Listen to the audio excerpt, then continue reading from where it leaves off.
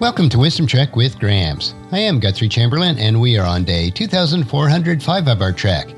The purpose of Wisdom Trek is to create a legacy of wisdom, to seek out discernment and insights, and to boldly grow where few have chosen to grow before.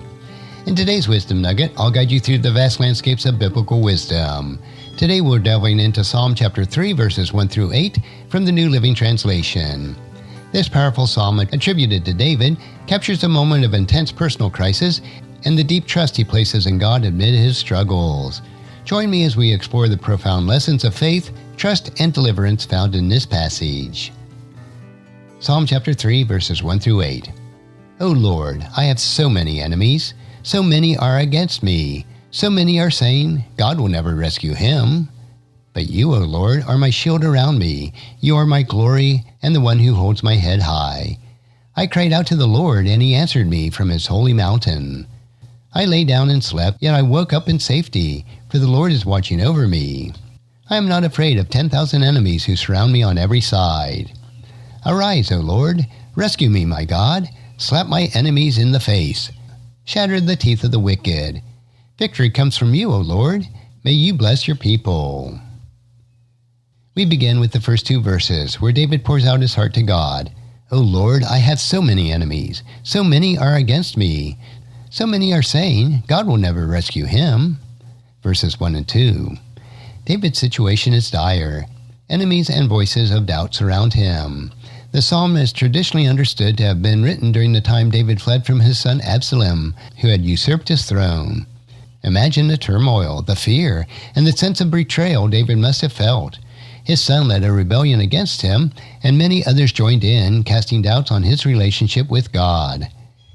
David's words resonate with anyone who has ever felt overwhelmed by adversity or circumstances. The feeling that everyone is against you, and that even God might not come out to your aid, is a heavy burden to bear. The phrase, God will never rescue him, reflects a deep despair, suggesting that others are questioning God's faithfulness and David's worthiness. In our lives, we may face similar voices, whether from others or from within ourselves. That challenges our faith and tries to make us doubt God's presence and power. Despite this grim outlook, David's faith shines through in verse 3. But you, O Lord, are my shield around me. You are my glory, the one who holds my head high.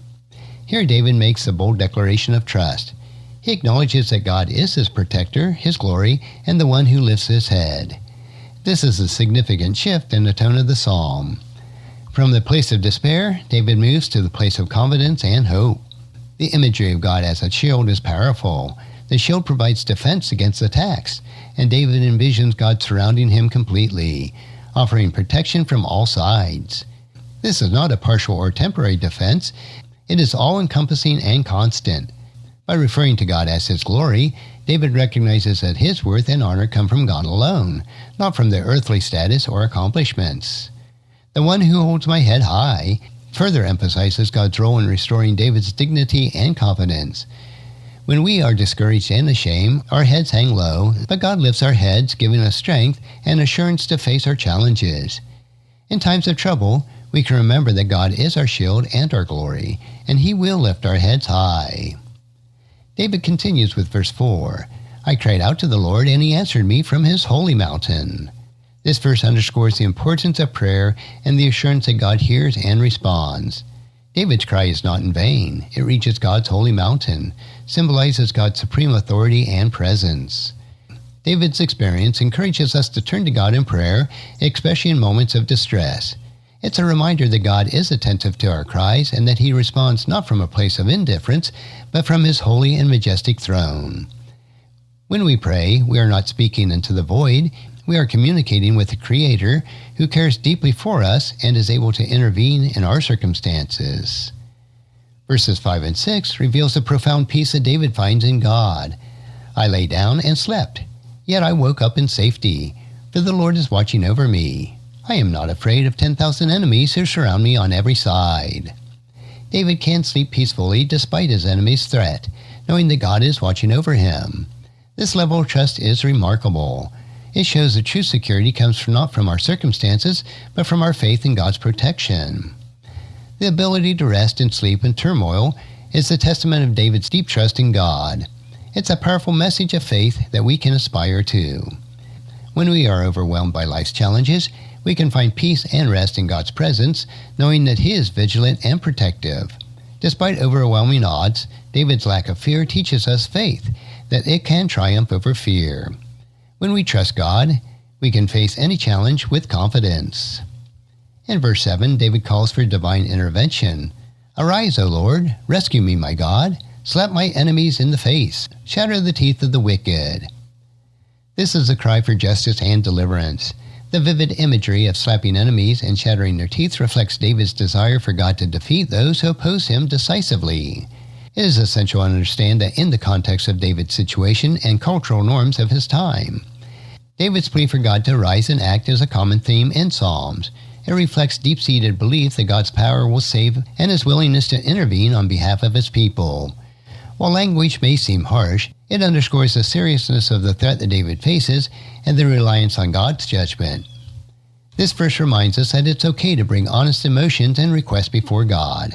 When we ask for His intervention and trust that He will act according to His perfect will, it also highlights the importance of seeking God's justice and righteousness in our lives and the world around us. David concludes the psalm with a profound affirmation in verse 8. Victory comes from you, O Lord. May you bless your people. This declaration encapsulates the central message of Psalm. Ultimate victory and deliverance comes from God alone. David acknowledges his place of safety, peace, and victory that are gifts from God and not due to his own efforts. This final verse serves as a reminder of God's sovereignty and the source of true blessing. It calls us to trust God for our victories and to seek His blessing for ourselves and others. When we recognize that our success and deliverance are from God, we are reminded to live with gratitude and humility, giving Him the glory for all that we achieve.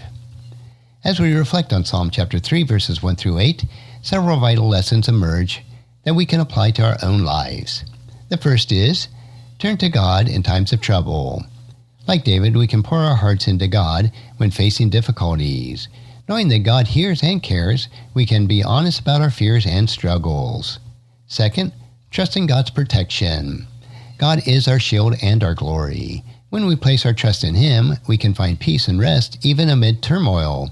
We can confidently face challenges, knowing that God is watching over us.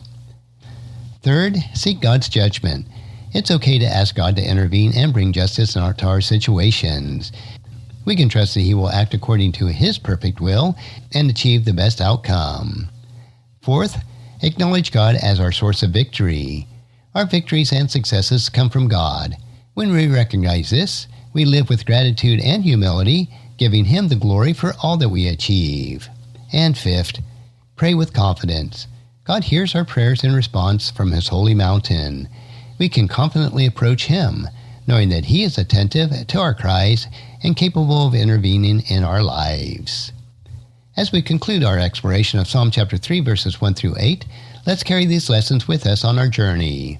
Turn to God in time of trouble, trust in His protection, seek His justice, acknowledge Him as our source of victory, and pray confidently.